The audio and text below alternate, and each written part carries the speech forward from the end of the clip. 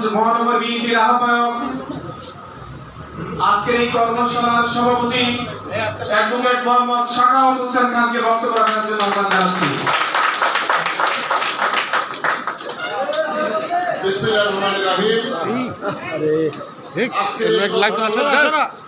সম্মানিত প্রধান অতিথি মাননীয় ভারপ্রাপ্ত চেয়ারম্যান জনাব তারেক রহমান, আজকের এই নারায়ণগঞ্জ মহানগর বিএনপি কর্তৃক আয়োজিত আজকের কেন্দ্রীয় প্রশিক্ষণ কর্মশালায় প্রধান আলোচক, আমাদের আজকে সারাদিন দেবী যিনি আমাদের নারায়ণগঞ্জে অত্যন্ত সারমর্ম বক্তব্য দিয়ে এই 31 দফাকে আমাদেরকে তটস্থ করিয়েছেন, সেই ইসমাইল জাবিউল্লাহ সাহেব প্রধান আলোচক, আমাদের প্রধান সমন্বয়ক, আমাদের নারায়ণগঞ্জ যে কৃতি সন্তান ঢাকা বিভাগীয় সহসাংগঠনিক সম্পাদক নজরুল ইসলাম আজাদ, এবং আমাদের আজকের আলোচক মাহমুদা হাবিবা এবং আলোচক আতিকুর রহমান রোমান, এবং আমাদের আজকের এই অনুষ্ঠানের জন্য নিরলস কাজ করেছেন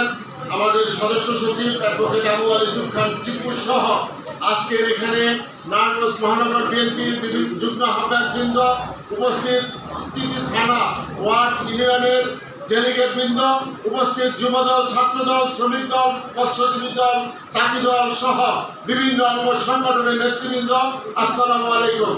এখানে আমরা আজকে এই কর্মশালার মাধ্যমে আমাদের যে 31 দফা কর্মসূচি 31 দফা সম্পর্কে আমরা তটস্থ হয়েছি, এবং আমরা এটা আমাদের প্রতিটি ইউনিয়ন, ওয়ার্ড এবং প্রতিটি থানা আমাদের নেতৃবৃন্দর মাধ্যমে যারা আজকে শিখে গেলাম, আমরা জনগণের মধ্যে এই প্রশিক্ষণের যে সুফল সেটা ছড়িয়ে দিব।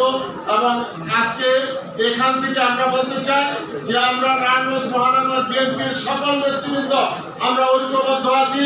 আগামী দিনে আমাদের দল যাতে এই এলাকায়, এই মহানগরীতে একটি শক্তিশালী সুসংগঠিত দল হিসাবে এবং সকল প্রকার অন্যায় অবিচারকে থেকে বিরত থেকে আমরা এই নারায়ণগঞ্জের মানুষের পাশে থেকে এই নারায়ণগঞ্জকে একটি সুন্দর নারায়ণগঞ্জ হিসাবে গড়ে তুলতে পারি, এই সবাইকে ধন্যবাদ জানিয়ে আমি আমার বক্তব্য এখানে শেষ করছি। আল্লাহ হাফেজ। ধন্যবাদ। 3 জেলা টাঙ্গাইল, নারায়ণগঞ্জ এবং গাজীপুর, এই 3 জেলার সভাপতিগণ বক্তব্য শেষ করেছেন।